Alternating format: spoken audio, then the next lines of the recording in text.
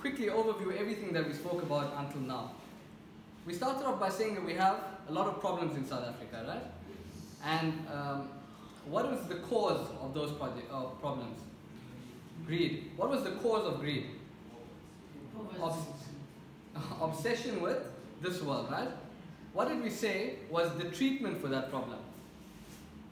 Giving da'wah, speaking to people about tawheed, and explaining to them about hereafter, am I right?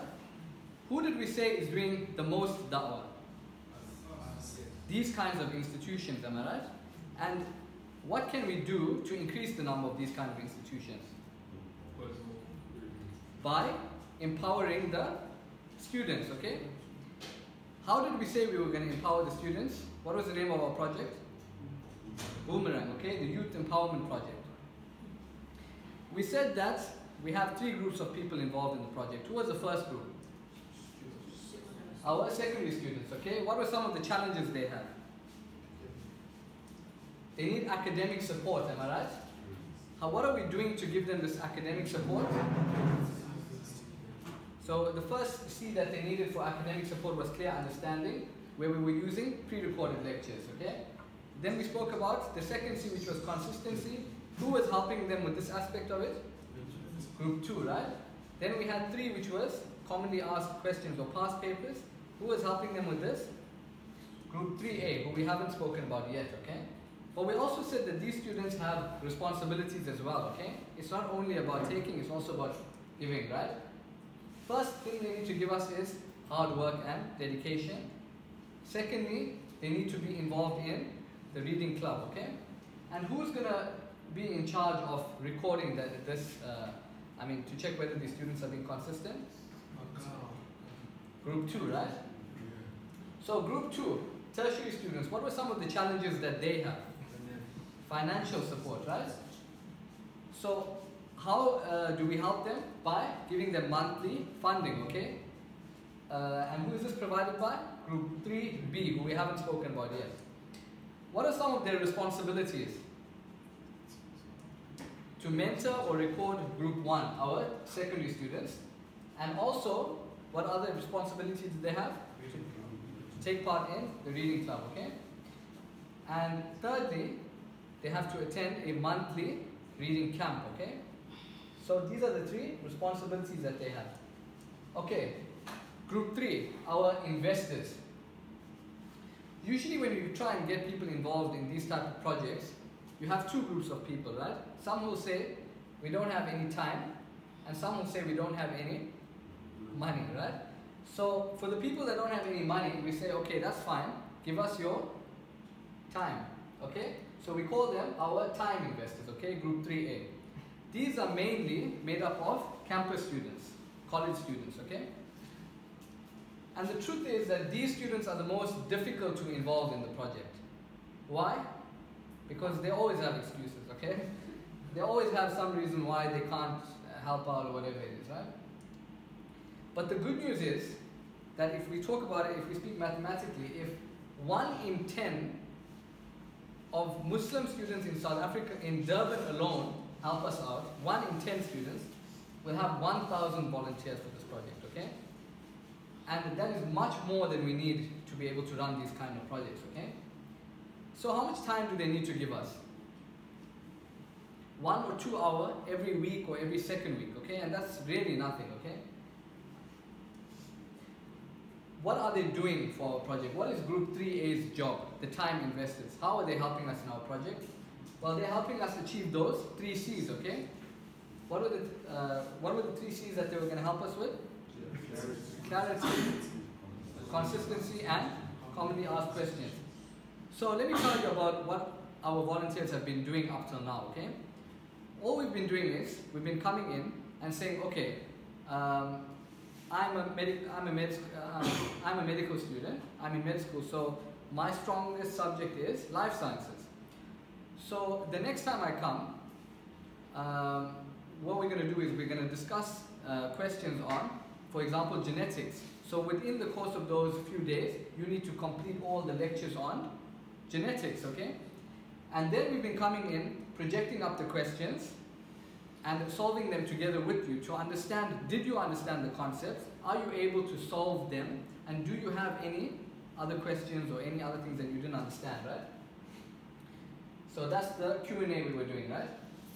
Another great thing about these students, our college students, is they come in with really great ideas, okay? With newly fresh ideas. So that's another way that they really can help us for this project, okay? Okay, group 3B. These are the people who complain that they don't have any time. So we say, okay, no problem. Help us with your funds. Now, most of these people are businessmen, right? So they're usually business-minded, okay? Meaning that when they invest in something, when they invest money in something, they want to see return, they want to see growth, okay? And that's something that's good for us because we can use this to motivate ourselves to grow. Do you get what I mean?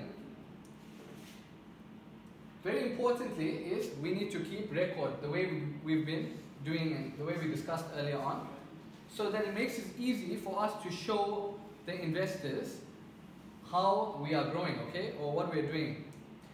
Okay, let's take this example, right, of a made-up student called Asif Majola, okay? So Asif, okay, let's say if I want to get funding for Asif, all I need to say is, okay, this is Asif's records, his total study points, like we get from here. At the end of each day, we said we have study points, right? So we say his total study points are an average of 20 points per week, meaning that he studied about 10 hours doing one past paper, completing about how many, like 7 videos, okay? Then we say, okay, this is Asif's school aggregate, okay? So for 2017, he got 20 points per week and he had a school aggregate of 76. Let's say he's now in his first year of campus. We say, okay, this is, Asif is studying civil engineering. Then we say, okay, we've also been recording how much he's been mentoring the other students, okay? And he's getting an average of 15 points per week, meaning that he's helping students for about 10 to 15 hours a week, okay? With that, we also show the reading club points, meaning that he's been attending our daily reading program and the number of camps that he's attended. For example, if Asif would be attending all the camps, right? So we say that, okay, give me a name of any Muslim man that you know. You don't, it can be a made-up name. Ahmad. Ahmad is surname? Dimalia. Okay, let's say Ahmad Dimalia, right? We say, Mr. Ahmad Dimalia, this is a student we have called Asif Majola, and we think that this student really is worth investing in. This is how much he's been studying, showing that he has capacity or the potential to become successful so that he can help other students, right? And because he's been mentoring other students, we know that this student is the type of student that's going to come back and help the community. And since he's also been reading, which the senior reading club, as we said, is for spiritual upliftment, meaning that it's for Islamic books. This is also a student that's not only going to empower the community, like economically, he's also going to spiritually uplift them, meaning he's also somebody that is going to do da'wah, okay? Okay, so we said group A was our time invested, group B was funds. What else do we know about group B, 3B? We can also use their funds for running our projects, okay? So for example, if we need textbooks, if we need, we needed to get a whiteboard, we needed sometimes transport costs for volunteers. So these are something else that we can also use for our, with our funds, okay? And lastly, we can also have, use this fund for providing incentives for our students, okay? So let's say our matric students, alhamdulillah, for the last couple of weeks, they've been studying on average 2, 3, like 4 hours a day, okay? And to show them that, we appreciate this hard work, we can provide incentives for them. For example, taking them on trips, giving them prizes at the end of the month. So these kind of things, right? That's something else we can use the funds for. Okay, so just looking at our overview of our 3 groups. Our group 1, our students, once they finish school, who do they become? They become the mentors, okay? Our mentors, who do they become once they finish campus? They become the investors, okay? What do our investors give back to the mentors? They give them their financial support. What do our mentors give back to the students? They give them academic support, okay? Do you notice anything about the shape? It's a boomerang, okay? So there's one more reason why boomerang is a good name. Okay. Now another beautiful thing about doing the project in this way is that it's self-sustainable, meaning that we rely very little on people that don't stay in this institution to help us, okay? Initially, to kickstart the project, yes, we need some funds to get the running costs, to help fund our students, okay?